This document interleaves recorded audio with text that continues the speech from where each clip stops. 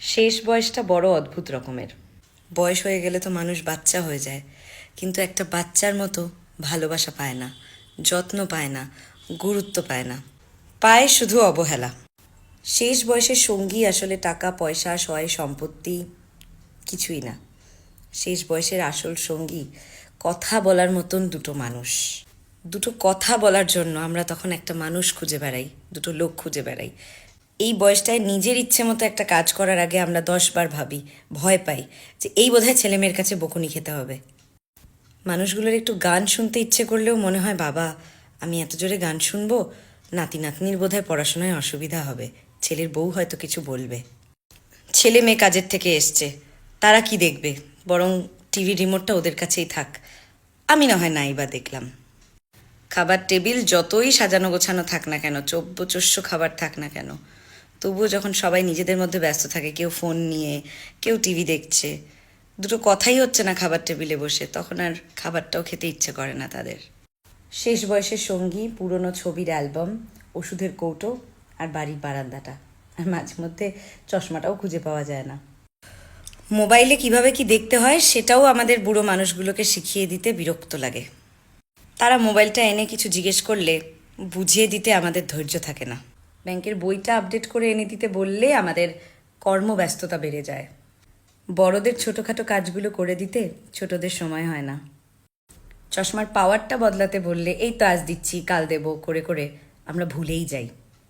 হ্যাঁ, আমরা বলি ঠিকই যে শেষ বয়সে মানুষ একদম শিশু হয়ে যায়, কিন্তু সেটা আমাদের ভেতর থেকে মানতে কষ্ট হয়। শিশুদের যেমন ছোট ছোট কথায় অভিমান হয়, বড়দের বয়স্ক মানুষগুলোরও তাই হয়। ছোট ছোট কথাগুলোও তাদের মনে খুব জোর লেগে যায়। হ্যাঁ, এটা ঠিক, বাচ্চারা ঠোঁট ফুলিয়ে কাঁদতে পারে, কিন্তু বুড়ো মানুষগুলো সবার আড়ালে গিয়ে চোখের জল ফেলে।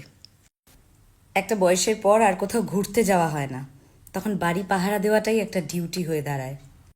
কোথাও ঘুরতে যাওয়ার সময় বাড়ির বয়স্ক মানুষগুলো বাড়ির বাকি মানুষগুলোর কাছে বোঝা হয়ে ওঠে। বয়স্ক মানুষগুলোকে রঙিন জামা কাপড়ের সাথে নিজের শখ আহ্লাদগুলোকেও আলমারির তাকে তুলে রাখতে হয়। বাড়িতে একা থাকলে কেউ একটা ফোন করে খবরও নেয় না যে শরীর ঠিক আছে তো। নিজের সন্তানকে নিজেরই আর শাসন করার অধিকার থাকে না, উল্টে শাসনের পাহাড় এসে পড়ে এই বয়স্ক মানুষগুলোর ওপর। আসলে শেষ বয়সের মানুষগুলো হয়তো শেষ হওয়ারই অপেক্ষা করছে। হ্যাঁ, তবে সবাই যে বাড়ির বয়স্কদের অবহেলা করে তা ভুল। প্রচুর ভালো মানুষের জন্য শেষ বয়সটা মানুষের কাছে প্রিয় হয়ে ওঠে। তাই মন থেকে শ্রদ্ধা করি তাদের, যারা ঠাকুমা দাদু বাবা মা বয়স্ক মানুষগুলোকেও ফুলের মতো রাখে।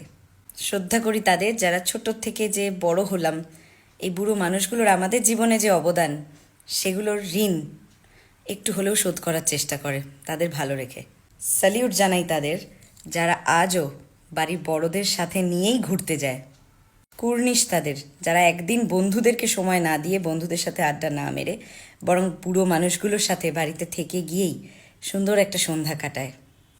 নেটফ্লিক্স অ্যামাজন না দেখে সেই বুড়ো মানুষগুলোর ভালো লাগবে বলে তাদের প্রিয় চ্যানেলটা নিজের অনিচ্ছা সত্ত্বেও বসে বসে তাদের সাথে দেখা।